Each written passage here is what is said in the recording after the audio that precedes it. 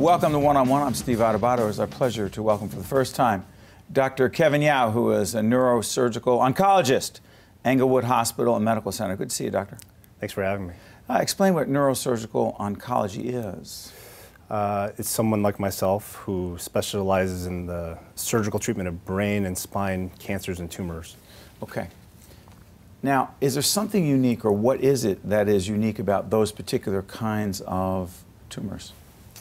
Well, they're tumors that involve the brain and spine, and so typically I treat patients who either have cancers or tumors that start in the brain or spine, or even more commonly, I see and treat patients who have cancers that start somewhere else in the body, and then secondarily, these tumors and cancers can make their way to the brain and spine, and then we try to help patients who have symptoms from those. You know, I've got to imagine that treatment, that the way you treat these particular cancers has evolved dramatically over the years as the technology and research has expanded, grown. It has, yes. One of the areas, and I've seen a lot of literature on this, and I see some promotional pieces talking about TrueBeam radiotherapy. Mm-hmm. Yes. I see these huge machines in these ads. Okay, TrueBeam radiotherapy, it's groundbreaking. I'm thinking, okay, what is it? Mm-hmm. What difference does it make to the patient, and why do we need to know about this? Yeah.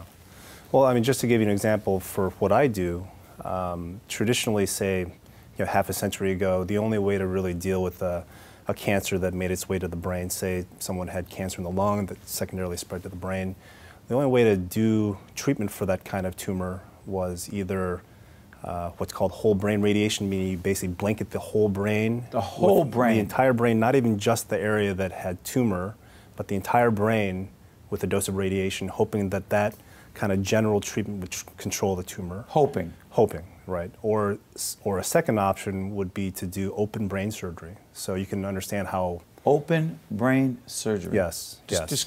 For those of us who just hear that expression, but have absolutely no idea what the implications of that really could be, describe open brain surgery, then put in perspective this TrueBeam situation. Yes, yes. Well, the technique of open brain surgery, or specifically the way we describe it is a craniotomy, meaning actually opening up the skull and then delving into the brain to take out a tumor in the brain. That technique has really evolved a lot over the past, half century to century. But clearly it's still invasive treatment where a patient has to be admitted, they have to be able to tolerate usually general anesthesia, all the stresses to the heart and lungs of having this major surgery done, as well as obviously to take out a tumor that's in the brain, particularly if it's deep in the brain, that Isn't requires... there other tissue involved? Exactly, so that there is some manipulation of normal brain tissue to get at the tumor to take it out. How has it changed with the TrueBeam operation or the TrueBeam technology? So with TrueBeam technology, which is a form of radiosurgery, we can actually treat these brain tumors without open surgery, without an inpatient hospital stay, and without any manipulation really of the normal brain. How?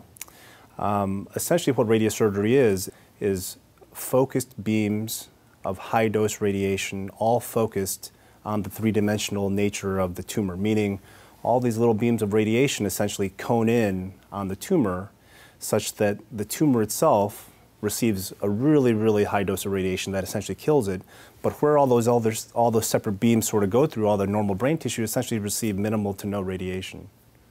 And the patient after this procedure, describe the recovery for this patient, doctor, post TrueBeam versus the other kinds of procedures you were talking about. Yes. So, following an open brain surgery, even in the most smooth... Give best case scenario. Yeah, best case scenario, a patient has this surgery done.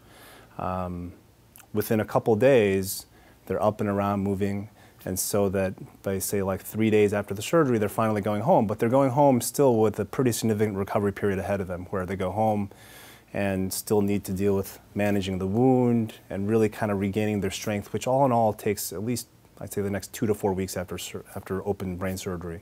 That's very different than radiosurgery. With radiosurgery, this is an outpatient ambulatory procedure, meaning we do all the planning ahead of time. Outpatient? Yes, ambulatory. So, which that means is we do all the planning beforehand, so that we know exactly how we're going to do the treatment. They come in on the day of the treatment. We make sure they're situated just right on the radiation device. We actually do imaging at the time of the treatment so that we essentially can see the tumor with the radiation device and then target the tumor. And essentially the treatments are anywhere from a few minutes to maybe half an hour.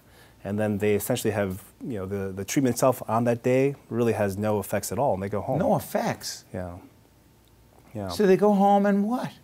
And then they basically resume their normal life. Side effects?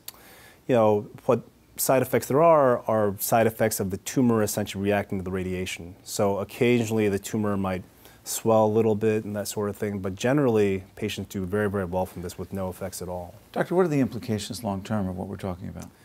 I mean, we're talking about a totally, revolutionary type of cancer treatment that essentially is non-invasive but highly effective.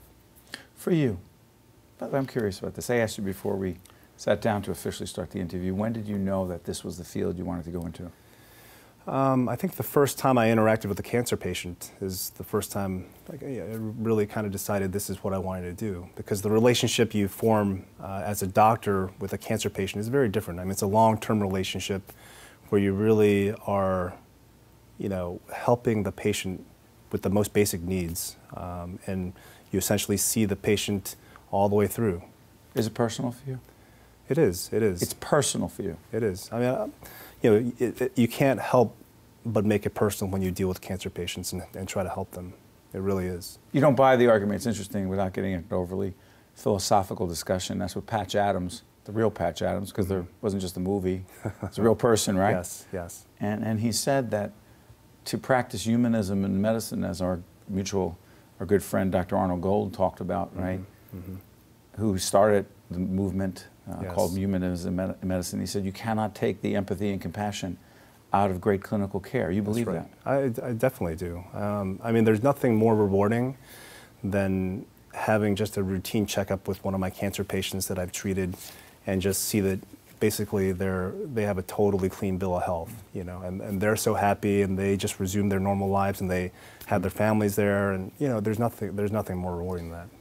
Dr. Kevin Yao, we are very proud and glad that you do what you do, and more importantly, your patients and their families are happy as well. Thank you so much. Thanks for having me. We appreciate it. Thank you. Stay with us one-on-one with fascinating people. We'll be right back right after this.